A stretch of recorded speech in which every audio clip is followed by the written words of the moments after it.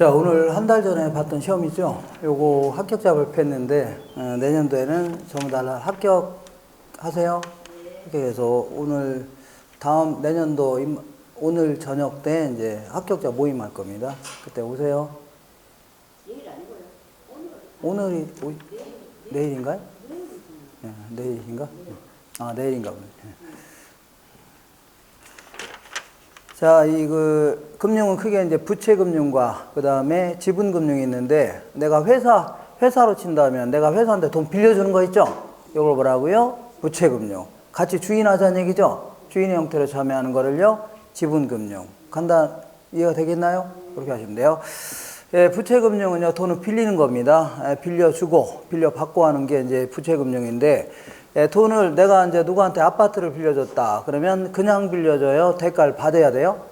대가 받는 게 그게 임대료 아닙니까? 그 돈도, 저 같은 경우는 제가 이제 인성이 좋아서 남한테 그냥 빌려주기도 하는데, 다른 사람 같으면 그냥 빌려줘요? 대가를 받으려고요? 대가를 받으려고 하는 겁니다. 1억 빌려주면서, 예, 뭐 1년에 500만 원 받겠다. 이런 거를요, 이자라고 하는 거고, 1억 빌려주면서 500만 원 받았죠? 그래서 1억분에 500만 원, 이거를요, 5%, 이거를요, 이자율 해줍니다. 이자율. 되셨죠? 이렇게. 이자율과 관련된 얘기를 좀 살펴보겠습니다. 어떤 거를 공부할 거냐면, 일단 82페이지 잠깐 보겠습니다. 다른 거 좀 하지 마세요. 다른 거 했다가는, 이제 짜증납니다. 아래에서 6번째 줄에 보면, 저당의 의의라고 돼 있어, 안 돼서요?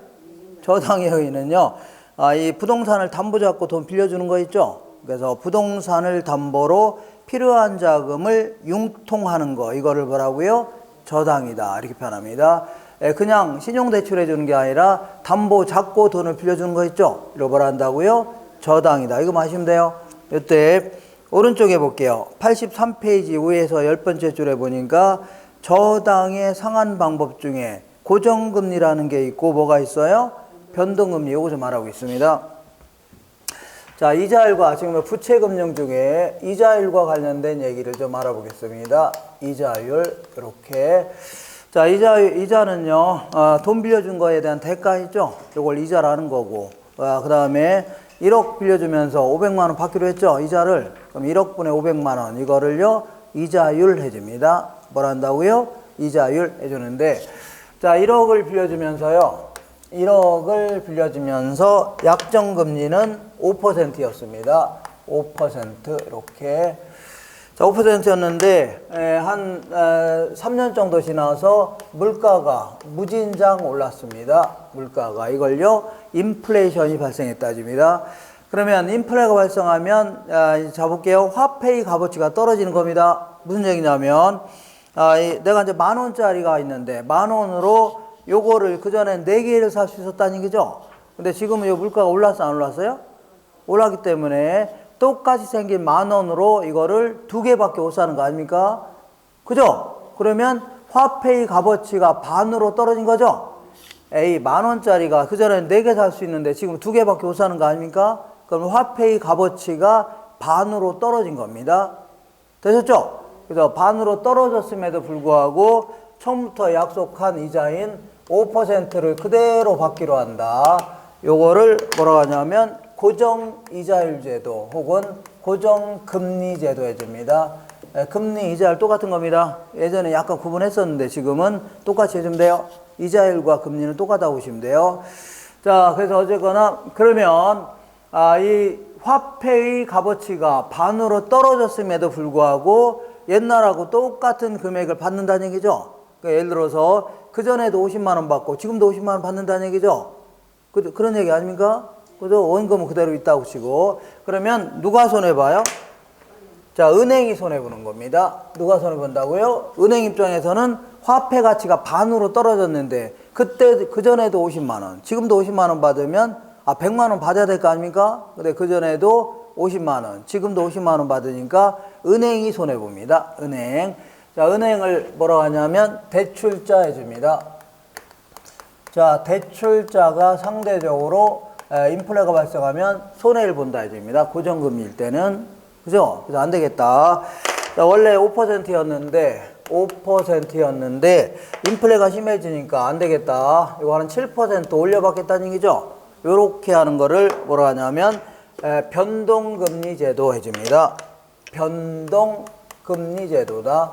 그러면 우리 입장에서는 그동안 50만 원 내다가 갑자기 70만 원 내라는 얘기죠. 그죠? 애도 학비도 써야 되고 쓸 돈도 많이 있는데 그런다고 월급이 갑자기 발음도 안 되네요. 올라가는 것도 아니고 갑자기 20만 원씩 더 내라는 얘기 아닙니까? 그러니까 상대적으로 차입자가 누구냐면 돈을 빌려간 자를 차입자 해줍니다. 상대적으로 차입자가, 요것도 헷갈립니다. 차입자는 누구라고요? 돈을 빌려간 자. 빌려간 자가 상대적으로 손해를 본다. 이렇게 합니다. 상대적으로. 오케이. 자, 그러면 은행 입장에서는 뭐 가능하면 고정금리 제도가 있고 변동금리 제도가 있는데 일반적으로 인플레가 발생하는 게 일반적이에요. 물가가 하락하는 게 일반적이에요. 물가가 올라가는 게 일반적이죠. 인플레가 발생하는 게 일반적 아닙니까? 조금이든 많이든. 그러다 보니까 은행 입장에서는 고정금리로 돈을 빌려주고 싶어요? 변동금리로 빌려주고 싶어요? 인플레가 발생하는 상황이라면 변동금리로 빌려줘야 나 이자를 올릴 수 있는 거죠? 그죠? 근데 정부에서 자꾸 이런 금융상품 무조건 고정금리로 빌려주랍니다. 이런 것도 있습니다. 그리고 어떤 금융상품은요, 차입자가 선택이 가능한 것도 있습니다. 고정금리로 빌릴 건지, 변동금리로 빌릴 건지 선택이 가능한 것도 있는데, 자꾸 고정금리로 빌려달랍니다. 그러면 은행은 손해 보려고 안 보려고요? 안 보려고 하겠죠? 은행은 절대 손해나는 집단이 아닙니다. 은행은 절대 손해 보려고 안 보려고요? 안 보려고 합니다. 그래서, 그 겨울철에 비도 거의 안 올 때 자꾸 우산을 사가라 한 다음에 막상 진짜 비가 많이 오는 여름에는 우산이 꼭 필요하죠. 그때 또 회수해 가려고 하고 그러니까 은행은 어디가 손해 보려고 안 보려고요? 안 보려고 합니다. 그러면 요거를 초기 약정금리 이렇게 얘기하는데 이렇게 해볼게요. 자, 초기 약정금리를 보면 애초에 돈을 빌릴 때 이걸 초기 약정금리 해줍니다. 자, 이거는 고정금리 제도가 있고 고정금리 제도가 있고 변동금리 제도가 있는데 변동금리 제도. 자, 그 고정금리가 일반적으로 변동금리가 높습니다. 다시 할게요. 고정금리가 변동금리보다는 높아요. 초기 약정금리가. 오늘 집에 가다가 요 앞에 그 은행 가서 새마을금고나 가서 고정금리가 비싸요? 변동금리가 비싸요? 그러면 거의 100% 고정금리가 비싸다고 할 겁니다. 왜 그런가 볼게요. 자, 먼저 이렇게 보겠습니다. 먼저 실질금리라는 게 뭐냐면, 자, 실질금리라는 것은요, 앞으로 인플레이션이 없다는 가정하에, 뭐가 없다고요? 인플레이션이 전혀 없다는 가정하에 금융기관이 받고자 하는 이자율, 이걸 뭐라고요? 실질금리 해줍니다. 다시 할게요. 자, 인플레가 전혀 없다는 가정하에 금융기관이 받고자 하는 이자율이 있죠? 이걸 뭐라 한다고요? 실질금리 해줍니다. 근데 인플레가 없다고 가정했지만, 자, 실제는 인플레가 발생해요, 안 해요? 조금이든 많이든 발생하죠? 그럼 나중에 인플레가 발생하면 얘는 그때 가서 올리면 돼요, 안 돼요? 얘는 그때 가서 올리면 되는 거죠? 근데 고정금리는 나중에 가서 올리면 돼요, 안 돼요? 안 됩니다. 고정금리는요, 만기가 20년이라면 20년 내내 동일한 이자를 적용하는 게 고정금리입니다. 되셨죠? 그러니까 얘는 나중에 인플레가 심해져도 건들면 돼요, 안 돼요? 안 되기 때문에 얘는 아예 처음부터 빌려줄 때, 자, 매년 예상되는 인플레율이 있다면, 매년 예상되는 인플레율이 있다면 요걸 더해서 받아내려고 할 겁니다. 알겠나요? 예. 예를 들어서 원래 이제 은행은 원래는 5%를 먹으려고 했습니다. 빌려주면서 5%의 이자를 받으려고 하는데, 물론 이제 5% 하면 항상 연이자를 얘기합니다. 별 말이 없이. 5% 하면 무슨 이자라고요? 연간이자. 월로 따진다면 11로 나눠야 됩니다. 어쨌거나 5%를 받으려고 했는데, 얘는 5%를 바로 적용하면 돼요, 안 돼요? 적용했다가 나중에 인플레가 심해지면 그때 가서 올리면 되죠? 근데 얘는 나중에 올릴 수 있어, 없어요? 없으니까 매년 2% 정도 인플레가 예상된다고 하길래 따져봤더니 합치니까 얼마라고요? 7%로 빌려주겠다 이렇게 나옵니다. 그러니까 일반적으로 인플레가 발생하는 상황이라면 고정금리가 변동금리보다 높아야 낮아요?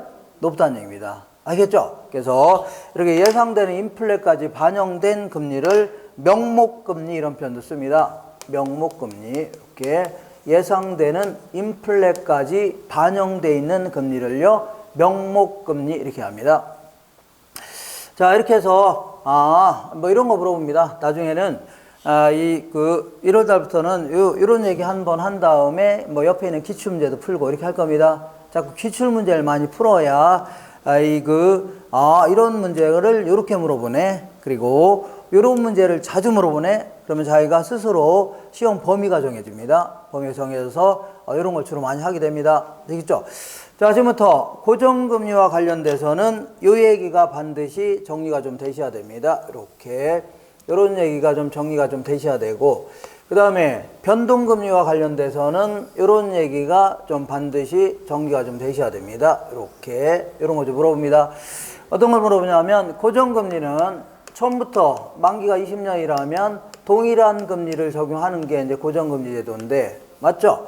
근데 나중에 자 20년 동안 빌려주기로 하고 고정금리로 빌렸는데 나중에 한 3년 정도 지나서 제1금융권이 뭐냐?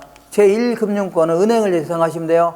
예, 시중에. 그리고 제2금융권은 뭐 캐피탈이라든가 저축은행 이런 데 있죠. 보험사 이런 데를 보통 제2금융권 해줍니다. 그리고 제3금융권은 대부업체 있죠. 이런 데를 보통 이제 제3금융권 이렇게 합니다. 되셨죠? 그래서 제1금융권에서 형성되는 시장 평균 고정금리가 5%로 내려갈 수도 있어 없어요? 어떤 사람은 금리는 처음부터 끝까지 동일한 이자를 적용한다며요? 그런 얘기가 아니라 3년 전에 고정금리는 몇 프로라고요? 7%였는데 요즘에 새롭게 돈을 빌릴 때는 내려갈 수도 있어 없어요? 내려갈 수 있죠. 연방금리가 내려가고 그러면 내려갑니다. 그러면 요즘에 새롭게 빌리는 고정금리는 몇 프로라고요? 5%로 내려갈 수 있다는 얘기죠.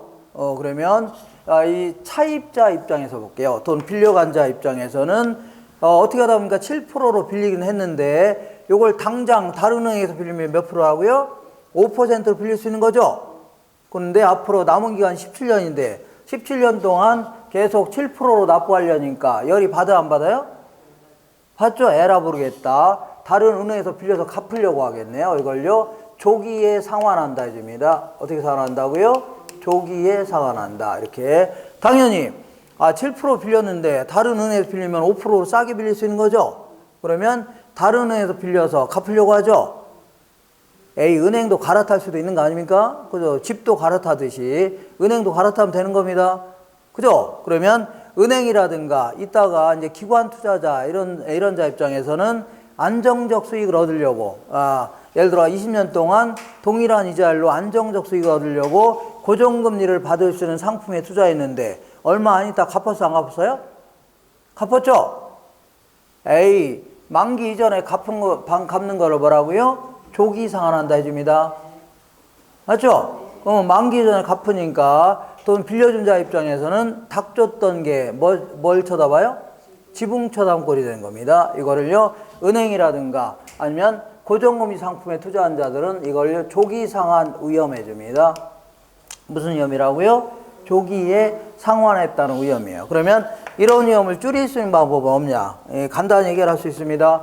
너 왜 만기까지 돈 빌려 가놓기로 해놓고서 일정한비 갚았냐 했죠? 우리는 조기 상환하게 되면 일종의 벌금을 부과하겠다. 조기 상환 수수료를 부과하는 게 일반적입니다. 중도 상환 수수료 아니면요 조기 상환 수수료. 보통 이제 3년 내에 조기 상환하게 되면 일반적으로 조기 상환 수수료를 부과합니다. 그러니까 요 이자를 내려가보다 더 높게 수수료 부과할 테니까 갚으려면 갚으라 할 수 있죠. 못 갚을 수 있네요. 이번엔 거꾸로 해볼게요. 거꾸로 시장 평균 고정금리가 9%로 올랐다고 치자. 거꾸로. 이번엔 은행 입장에서 볼게요. 은행 입장에서는 어떻게 하다 보니까 7%로 빌려서 안 빌렸어요?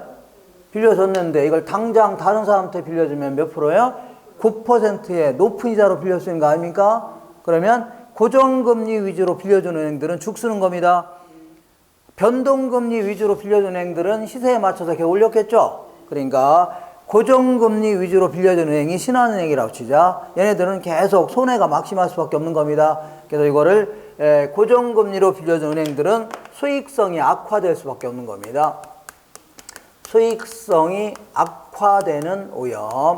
요거를 이 부분을 이자율 위험 이렇게 얘기합니다. 이 부분을 이자율 위험이다 이렇게 합니다. 이렇게. 그래서 이런 내용이 이제 시험에 물어보니까 이렇게 정리하시고, 이번에는 변동금리와 관련된 얘기 좀 알아볼게요. 변동금리와 관련돼서, 자, 변동금리는요, 일정 기간, 무슨 인플레가 심해지면 막 올리겠다 그런 얘기 아닙니까? 맞죠? 근데 이것들이 아무 때나 막 올리면 돼요, 안 돼요? 안 됩니다. 아니, 갑자기 애들 학비 내려고 하는데 갑자기 이자 올리고 그러면 돼요, 안 돼요? 안 됩니다. 약속해야 되는 겁니다. 약속. 차입자하고 대출자가 우리 3개월에 한 번씩 변동하자.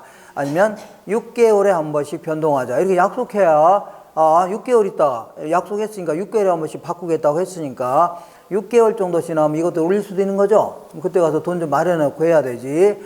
갑자기 아무 때나 그냥 올리고 그러면 돼요, 안 돼요? 안 됩니다. 그리고 아무런 근거도 없이 올리면 돼요, 안 돼요? 안 됩니다. 그러니까 무슨 어떤 물가를 반영하는 지수 같은 거 있죠? 소비자 물가지수라든가 생산자 물가지수 이런 걸 반영해서 올리거나 내려야 되지, 지들 마음대로 막 올리고 내리면 돼요, 안 돼요? 안 됩니다. 되셨죠? 그래서 이런 내용 좀 기억하시고, 우리나라 주택담보대출은요, 변동금리 주택담보대출은요 이렇게 적용합니다. 변동금리는요 이렇게 기준금리에다가 가산금리를 더해서 정합니다. 가산금리를 더해서 정해요. 기준금리. 그래서 이 기준금리는요, 자, 이게 바로 인플레에 따라서 계속 변동되는 겁니다. 변동되는 거고, 요거는 대출 시점에 확정되는 겁니다. 대출 시점에 차입자하고 대출자가 자, 이 같이 약정에 의해서 확정되는 겁니다.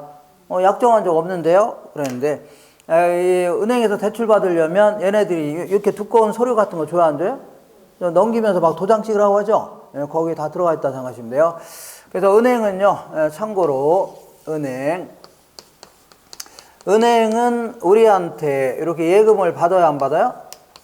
예금 받아서 주로 이제 대출을 주로 합니다. 대출을, 물론 이제 주식에 투자하기도 하는데 주로요, 대출을 많이 합니다. 그러면 은행은 예금 이자율이 5%라고 치자. 5%라고 치면 5%로 돈을 빌려주면 돼요, 안 돼요?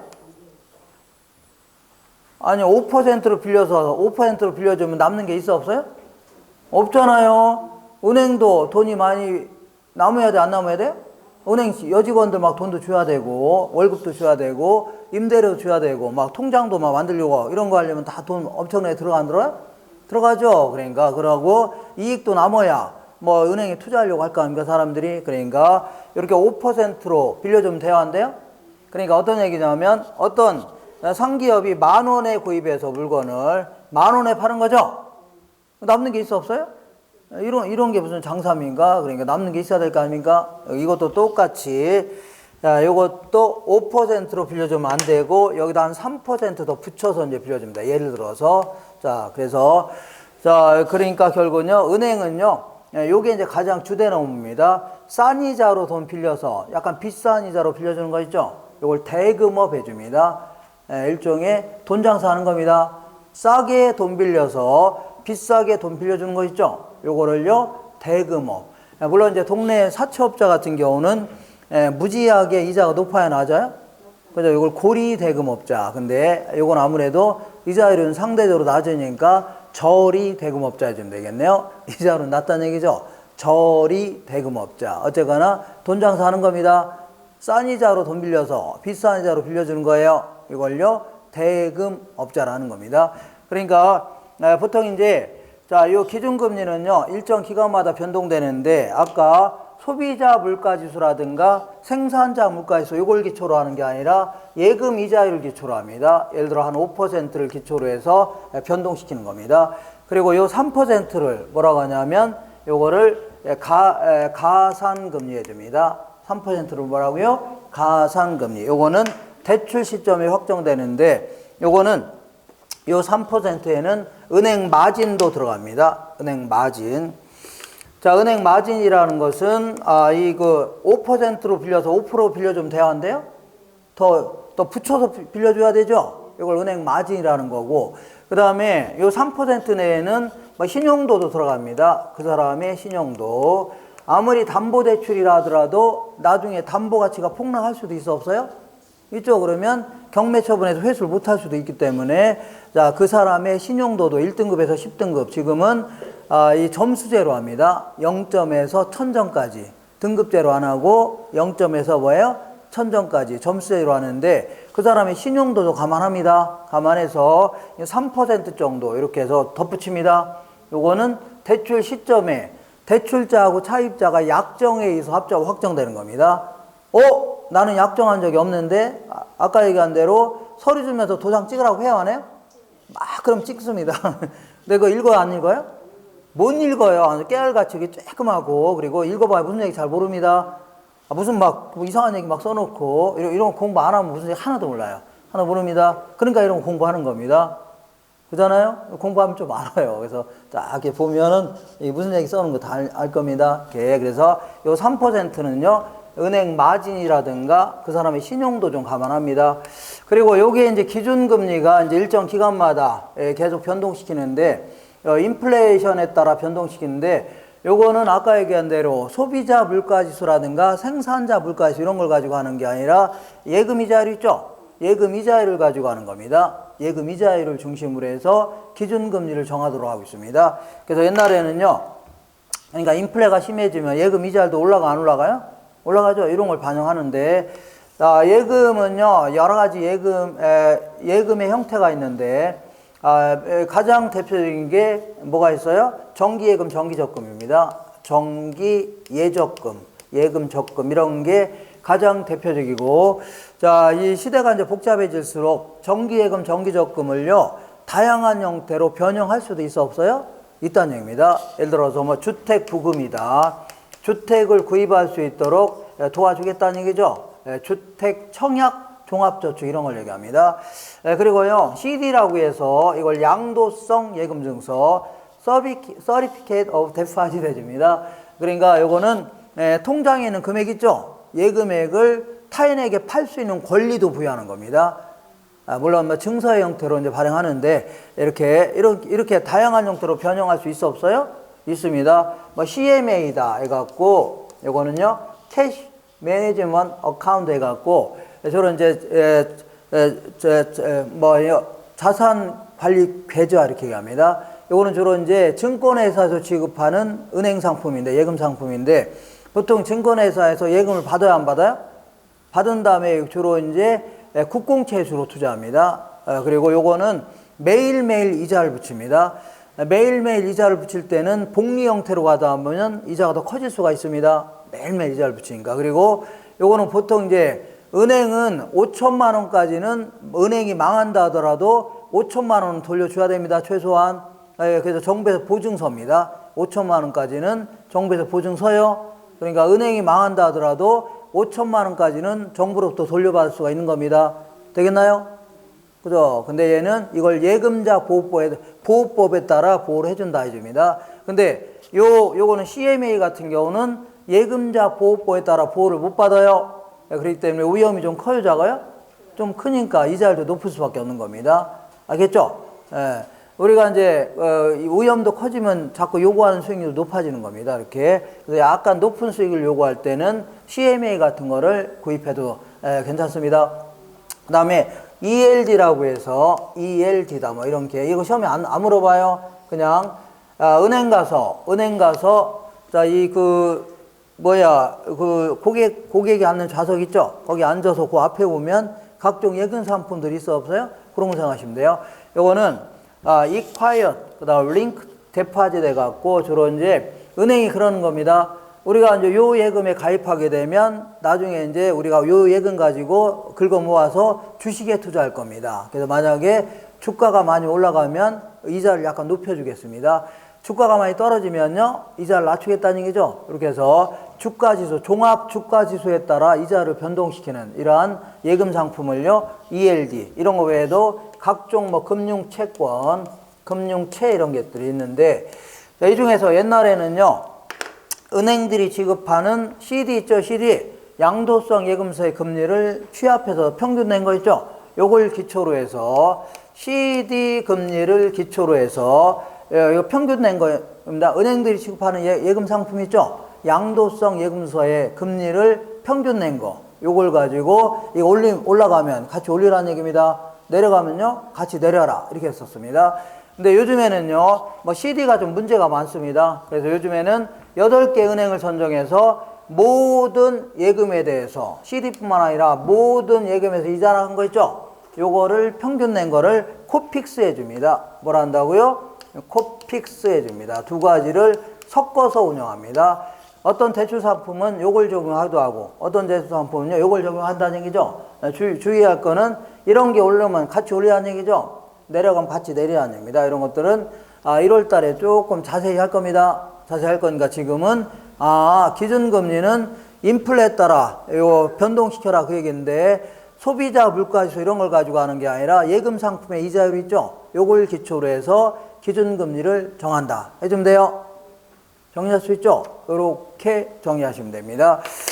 자, 이렇게 해서 이자율과 관련된 얘기를 살펴봤습니다. 할 수 있죠? 이거 지워도 되나요? 지우고. 그리고 아무래도 시간대가 애매모호해 갖고 잠깐만 쉬었다가 원금 이자를 갚아 나가는 방식 알아보겠습니다. 원금 이자를 갚아 나가는 방식. 잠깐 쉴게요.